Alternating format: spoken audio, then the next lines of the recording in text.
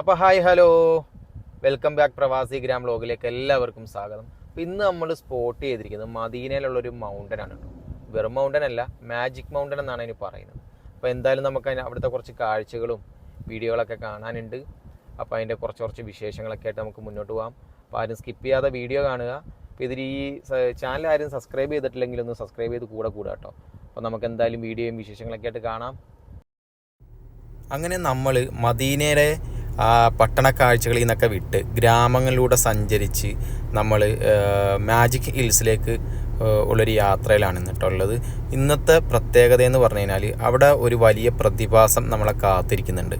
അപ്പോൾ എന്തായാലും തുടർന്നുള്ള വീഡിയോ നിങ്ങൾ കണ്ടു നോക്ക്. നമുക്ക് ആ നല്ല നല്ല കാഴ്ചകളിലൂടെ അവസാനം ആ പ്രതിഭാസത്തിലേക്ക് നമുക്ക് എത്താം കേട്ടോ.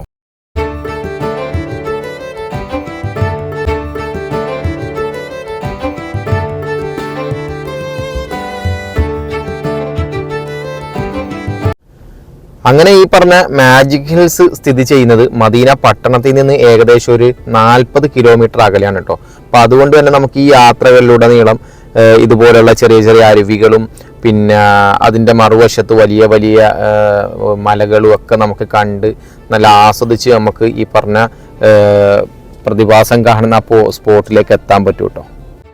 അങ്ങനെ ആ പറഞ്ഞ പോലുള്ള മാജിക് ഹിൽസിൻ്റെ ഏകദേശം ഒരു വശങ്ങളൊക്കെ എത്തിയിരിക്കുകയാണ്. ഇതൊക്കെ കൊണ്ടായിരിക്കും ഒരു പക്ഷേ മാജിക് ഹിൽസ് എന്നുള്ള പേര് തന്നെ വരാൻ കാര്യം കേട്ടോ. ഈ മലകൾ നിങ്ങൾ ശ്രദ്ധിച്ച് നോക്കിയാൽ ഇതിൻ്റെ മുകളിൽ വളരെ ദ്രവിച്ചിരിക്കുന്നത്. അത് നമ്മൾ ഡയറക്റ്റ് കാണുമ്പോൾ ഭയങ്കര ഒരു മനോഹാരിതയാണ് കേട്ടോ കാണാൻ. ആ ദ്രവിച്ചിരിക്കുന്ന പോലുള്ള ഭാഗങ്ങൾ, ആ മനോഹര ദൃശ്യങ്ങൾ നിങ്ങൾ കൂടി ഒന്ന് കണ്ടു നോക്കിക്കേ, എത്ര മനോഹരമാണ്.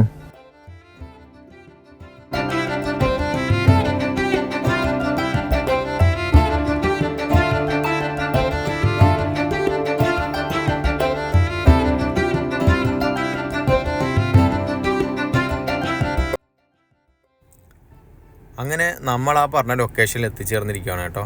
അതുകൊണ്ട് തന്നെ ഇവിടെ വരുന്ന ടൂറിസ്റ്റുകൾക്കും തീർത്ഥാടകർക്കും ഒക്കെ ഒരു അട്രാക്ഷന് വേണ്ടിയിട്ട് അവർ നിർത്തിയിരിക്കുന്നതാണ് ഈ ഒട്ടകത്തിനെയും അതുപോലെ തന്നെ അപ്പുറത്തൊക്കെ കുതിരയൊക്കെ ഉണ്ട് കേട്ടോ. ഇതിലൊക്കെ ഉപരി നമ്മൾ ഈ ലൊക്കേഷൻ തിരഞ്ഞെടുക്കാനുള്ള കാര്യം ഇവിടുത്തെ ഒരു പ്രതിഭാസം തന്നെയാണ്. അതായത് നമ്മൾ വണ്ടി കൊണ്ടുവരുന്ന സമയത്ത് ന്യൂട്രലിട്ടാലും വണ്ടി മുകളിലേക്ക് തന്നെ കയറുന്നൊരു പ്രതിഭാസം ഇവിടെ ഉണ്ട് കേട്ടോ. ഇതാ നോക്കിക്കുക, നിങ്ങൾ ഈ മീറ്റർ ശ്രദ്ധിച്ച് നോക്കണേ. വണ്ടി ഇപ്പോൾ നിലവിൽ ന്യൂട്രലാണ്, സ്പീഡ് 65-ലും.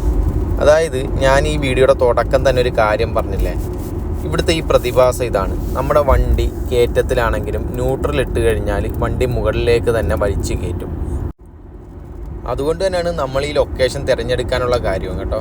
അതുകൊണ്ട് നമുക്ക് ഇവിടെ ഈ വരാൻ പറ്റിയതുകൊണ്ട് ഈ ഒരു പ്രതിഭാസം എക്സ്പീരിയൻസ് ചെയ്യാനും, നമ്മുടെ ജീവിതത്തിൽ നമ്മൾ ഇതൊക്കെ കേട്ട് മാത്രം പരിചയമുള്ളൂ. പക്ഷേ ഇതൊക്കെ നമ്മൾ എക്സ്പീരിയൻസ് ചെയ്യുമ്പോൾ ഉണ്ടാകുമ്പോൾ നമുക്കുണ്ടാകുന്ന ഒരു സന്തോഷം പറഞ്ഞറിയിക്കാൻ പറ്റാത്തതാണ് കേട്ടോ. എന്തായാലും വളരെ ഹാപ്പിയാണ്.